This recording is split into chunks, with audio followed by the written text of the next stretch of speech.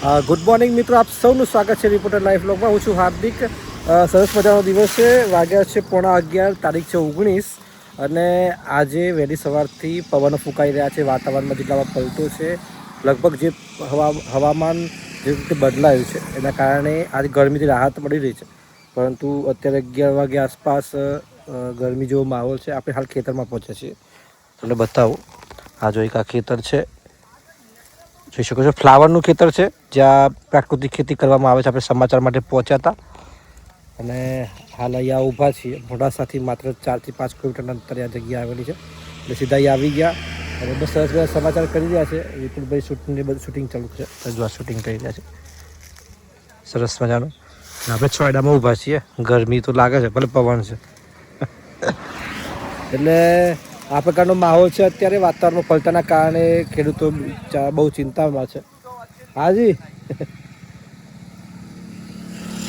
તો બાઇક લઈને જોયું કે વ્લોગમાં લેજો બરાબર એ બધા જુએ છે. સરસ. જો આપણે હફસાબાદમાં પહોંચ્યા છીએ. આ જો સરસ મજાનું બાપસનું સ્વામિનારાયણ મંદિર છે ગામમાં. બહુ જ મસ્ત મંદિર બનાવ્યું છે. અને આપણે એક ખેતરમાં જઈ રહ્યા છે પ્રાકૃતિક ખેતીના. વિપુલભાઈ બંને છે. જય શામળિયા. જય શામળિયા. અને આપણું જ્યાં રથ છે ને શામળિયા ભગવાનનો, એ સરસ મજાનું જઈ રહ્યો છે. એટલે આ તરફ સરસ મંદિર હતું, મને થયું તમને બતાવી દઉં. આપણે વહેલી સવારથી ફિલ્ડમાં છીએ અને ખાસ કરીને વિપુલભાઈને ફોન આવી રહ્યો છે. વિપુલ વાત કરો. હા આરામથી.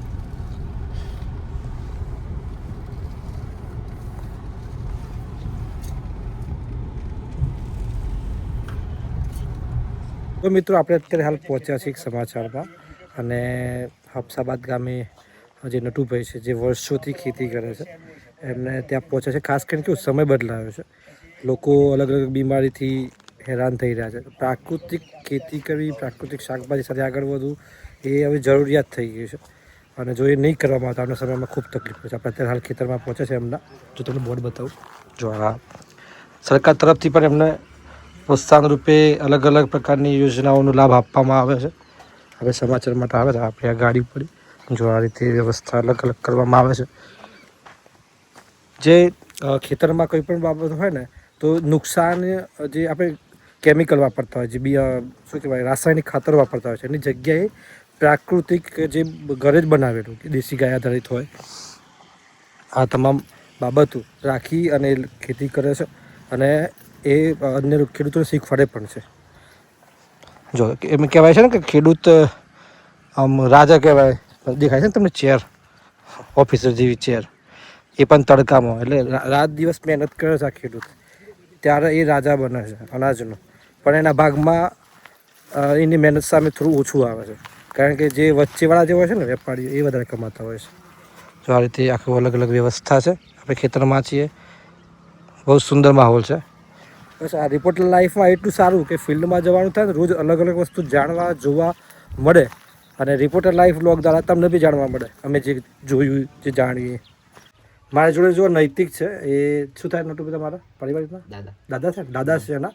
અને હમણાં હાલ 10માની પરીક્ષા પૂરી કરી. ગઈકાલે છેલ્લું પેપર હતું ને, ગઈકાલે પેપર પૂરું કરીને આવ્યો છે. હવે એને આઝાદી જેવી ફિલિંગ આવતી હશે કેમ અત્યારે. દરેક જે વિદ્યાર્થીઓને ભાઈ શુભેચ્છાઓ કે જે 10માની પરીક્ષા પતી છે. આગળના ભવિષ્ય માટે તમારા પેપર સારા ગયા છે, સારું પરિણામ આવશે એવી તમને શુભેચ્છાઓ છે. કોઈ પણ પ્રકારને શું કહેવાય કે હેડેક ના લેવું. હવે જમાનો બદલાયો છે અને અલગ અલગ ઓપ્શનો વધી ગયા છે. તમારામાં જે કાબેલિયત છે, તમારામાં જે ટેલેન્ટ છે, તમે એનાથી પણ આગળ વધી શકો છો. ડિગ્રી જરૂરી છે, એની પરિવારનો સપોર્ટ તમને મળી જ રહ્યો છે. તો બસ તમને બધાને ઓલ ધ બેસ્ટ. જો જે ખેડૂતો આપણો વ્લોગ જોવે છે એમને એક વિનંતી છે કે તમારા જોડે કદાચ 5-10 વીઘા જમીન હોય ને તો 1 વીઘા જમીન ઉપર પ્રયાસ કરજો કે પ્રાકૃતિક ખેતી પ્રાકૃતિક ખેતી તમે કરો. તમને ખ્યાલ આવશે. જો તમે આપણે ઘણી વખત કુદરત આપણા હાથ અપાઈ કામ કરી દે, વાતાવરણ પલટું થાય તો બી આપણને નુકસાન જતું હોય છે. તમે એકવાર ટ્રાય તો કરી શકો છો. કારણ કે જે પ્રકારે માહોલ બને છે કે લોકો બીમારીનો, તો ઘરે પોતાના ઘરે ખાવા માટે શાકભાજી વાવો, પ્રાકૃતિક વાવો. હવે હમણાં આપણે હફસાબાદના પ્રકાશભાઈ જે અમારા મિત્ર છે, ખેડૂત છે, એમની પણ સરસ 4 થી 5 શાકભાજી અલગ અલગ ખેતરમાં કરે છે. એટલે ખૂબ સારી બાબત છે. અને અમે નટુભાઈને મળીને આવ્યા હફસાબાદમાં. એ તો એમના ખેતરમાં 5000 લોકો અત્યાર સુધી આવી ગયા છે. એટલે કે પ્રાકૃતિક ખેતી આપણા રાજ્યપાલ શ્રી કરી રહ્યા છે. બ્લોગના માધ્યમથી આપણે એ જ વિનંતી છે કે પ્રયાસ જરૂરથી કરીએ. અમે પણ પ્રયાસ કરીશું, તમને ખાલી નથી કહેતા, અમે પણ ખુદ કરીશું. પેપર બધાનું કેવું લાગે? મજા આવી હાર્દિકભાઈ. હવે બીજા જે ખેડૂતો છે, જે જમીનવાળા ખેડૂતો, એ લોકોને પણ આપણે એમને વિનંતી કરી શકીએ કે ભાઈ તમે આ પ્રાકૃતિક ખેતી તરફ વળો, એટલે જમીનને બિલકુલ દૂષિત થતી અટકાવો અને પર્યાવરણ બી બચશે, લોકોનું સ્વાસ્થ્ય પણ સારું થશે અને તમને સારા એવું વળતર પણ આની અંદર મળે. વળતર મળશે, વિશ્વાસ મળશે, સારું સ્વાસ્થ્ય મળશે. ચોક્કસ. તો સામે ગાડી આવશે. આ ખ્યાલ કર્યો ને એટલો ટાઈમ ના મળે. ચાલો, કાલે બીચ છે ને? કાલે સવારે મોર્નિંગમાં છે. હા, 4 વાગે નીકળી છે એટલે 7-8 વાગે પહોંચી જઈશું. તો આપણે રામદેવજીને થાળ ચડાવ્યો હતો ને. મારા ભાઈ દર બીજે જાય છે, રામદેવ રાકેશભાઈ. હા, તો દર બીજે જાય છે રણુજા અને પ્રસાદ ચડાવી દીધું. હા, દર બીજે પ્રસાદી આપણે ચડી ગયા છે રામાપીરને રણુજામાં. જય બાબારી. યસ, જય બાબારી. શાંતિ જઈ આવો હો કાલે. ઓકે. અને શાંતિથી જઈ આવો અને ખૂબ ધ્યાન રાખવાનું, ભીડમાં બહુ ભીડ હોય છે. એટલે જો હું સવારે જઉં છું એટલે સાંજે ત્યાં પહોંચું ને એટલે કોઈ ભીડ હોતી નહીં, શાંતિથી દર્શન કરીને પાછા રિટર્ન થઈ જાય.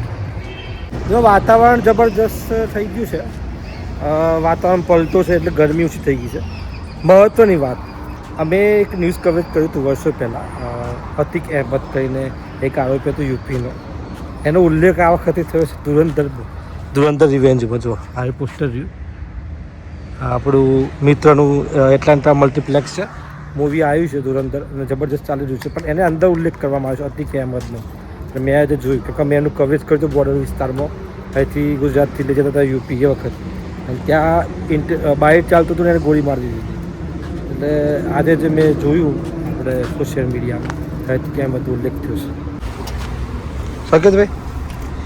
સંકેતભાઈ આજે ઢાકાના 13માં જઈને આવ્યા છે. બંધુ માટે જવું પડે. આજે ફરીથી વાતાવરણમાં પલટો છે અને જે મારો જિલ્લો છે અરવલ્લી જિલ્લામાં પણ મેઘરજ તાલુકામાં વરસાદ છાંટા પડ્યા છે. અને જો મારી પાછળ તમે જોઈ શકો આજે વાતાવરણ ભારે પવન છે, આ તરફ આખું વાદળછાયું વાતાવરણ થઈ ગયું છે. સરસ. પક્ષીઓને પહેલાં ખબર પડી જાય પવન આવવાનું હોય, એ પોતાના ઘર તરફ જતા રહેજો અંદર જતા પહેલાં. હાય, આ બધું ક્રિકેટ રમાય છે, બાળકો ક્રિકેટ રમી રહ્યા છે. શ્રેયભાઈ આવ્યા છે. હા બેટા, કેવા કીપર છે. ઓ હજુ અહીં ક્રિકેટ રમાય છે, ત્યાં ક્રિકેટ કોચિંગ ચાલે છે. એટલે આવો માહોલ છે અને મસ્ત ઠંડો માહોલ થઈ ગયો છે. ગરમી બહુ હતી, તમને સારું લાગે 2 દિવસથી વાતાવરણ પલટું છે, પણ અચાનક પવન જેવું લાગે છે. ઘરમાં એટલું તોફાન ચાલે છે ને કે માથું ચડી જાય. જો ડાન્સ ચાલુ છે, આ સ્પીકરમાં એમનો યુટ્યુબ પર સોંગ ચાલુ ડીજેનો. જો આ એટલું બીજી છે. હા, શ્રેય અમાર કયા ભણો તમે? ત્રીજામાં. Very good. આવશો.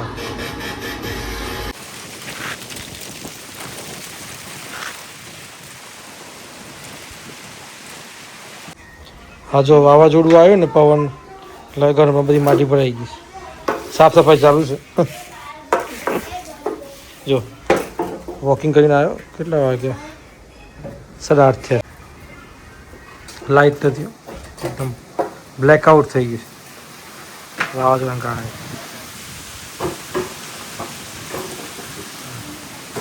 પવન તો જો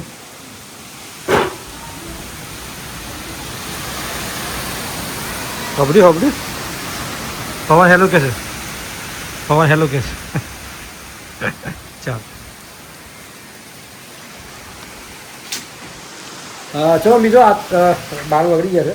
ચલો મિત્રો, આજના બ્લોગમાં આજે આટલું જ. આપને જો બ્લોગ પસંદ આવ્યો હોય તો અમને બ્લોગ કન્ટિન્યુ ચેનલ ઉપર આપ સૌનો ખૂબ ખૂબ આભાર. બ્લોગ જોવા માટે આપ સૌને રામ રામ, જય માતાજી.